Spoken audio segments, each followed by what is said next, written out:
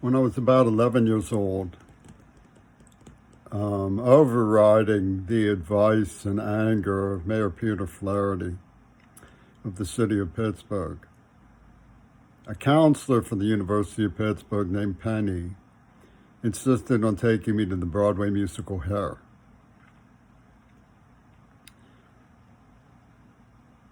The peer pressure that exerted over my developing mind associated with the anti-war movement.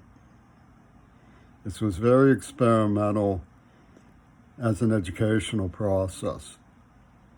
Today, Megan and Tacit, who I've told over and over again that I have been abused, slaved, and tortured and trafficked and subject to insane criminal damages by David Bowie's gang, extolled the virtues of him having kissed me passionately and romantically. I mean, his guitarist, Mick Ronson, from the Spiders from Mars, kissing me passionately and romantically when I was about 14 years old in front of a woman named Meg. These social constructs play against the background of when I was tortured and lured into his shack by Neva Corporation for the Warhol crowd representing Yoko Ono and her Axis revenge attack, where an overly developed 12-year-old, 4 months younger than me, I had turned 13, she was going to turn 13 in 2 months, waylaid me and subjected me to her voluptuousness in conditions where my mind had been shattered and cruelly mistreated, tortured, gassed, beaten brutally, and manipulated by an Attica State Prison warden. These are the people who are doing it.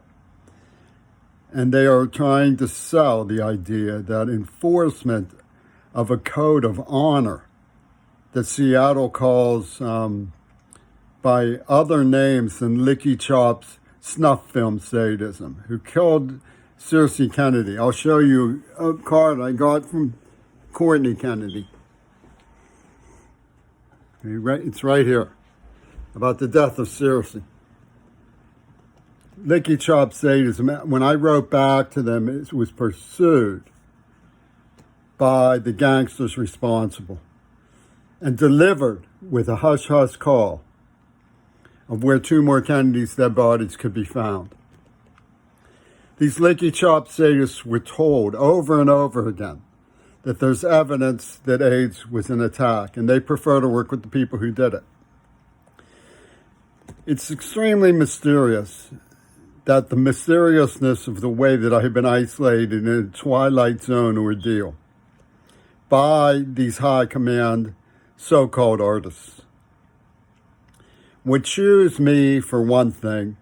I was the little boy of a lieutenant in the radio room off the coast of Japan. The police would ignore that I found film in the semiotic research I've done of Japanese blinking and talking to somebody whose lips read also Pittsburgh. Even though speaking in Japanese, he says, also Pittsburgh. Why would they arrest me, torture me, and not Gail Burstyn, who wrote the script?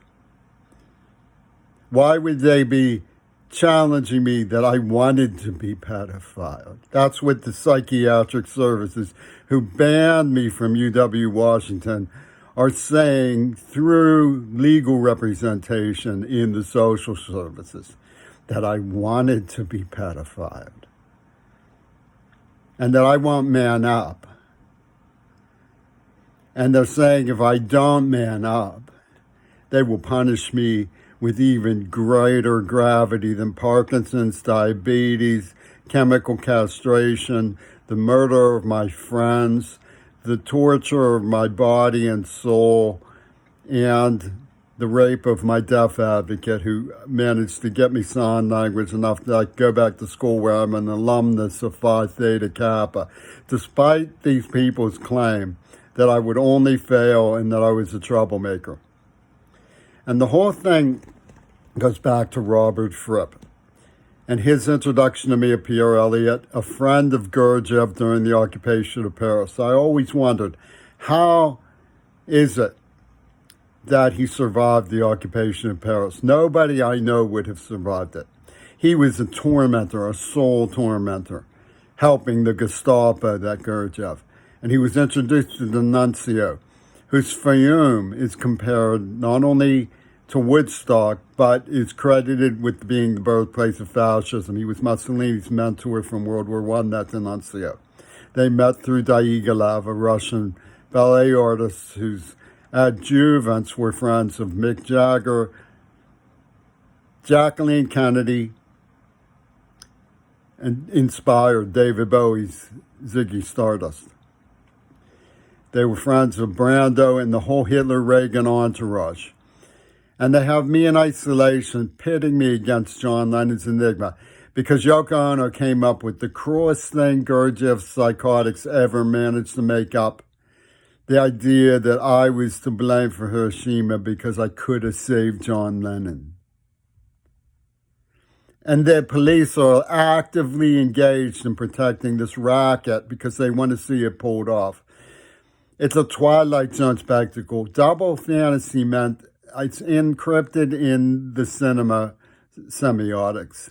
Exactly what it said, double fantasy. The fourth dimensional psychologists of the early cinema were represented by the Italian futurists who founded cinema, like Luigi Freddi, who was an acolyte of D'Annunzio and Fiume. Luigi Freddi introduced D.W. Griffith, the cinema mogul from Hollywood, to Mussolini, when Mussolini's brat of a boy was a hotshot in Hollywood, and Hollywood was playing down the excesses of Hitler to keep the markets open. The semiotic is found in East German cinema, Russian cinema, Japan cinema, American cinema, probably in Italian cinema. It's pernicious in every single film noir I've ever seen.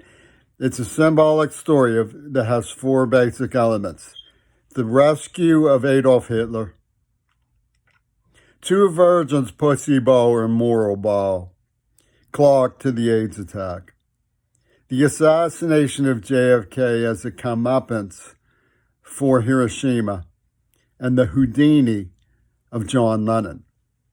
And they have me answering these questions in this script now for 40 years, right?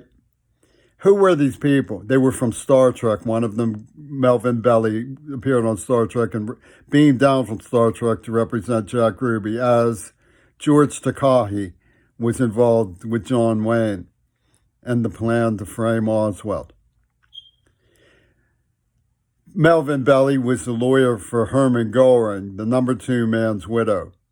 In one of the Hitler-Reagan scenes, Reagan says, "Goring's train, that's almost good enough for me."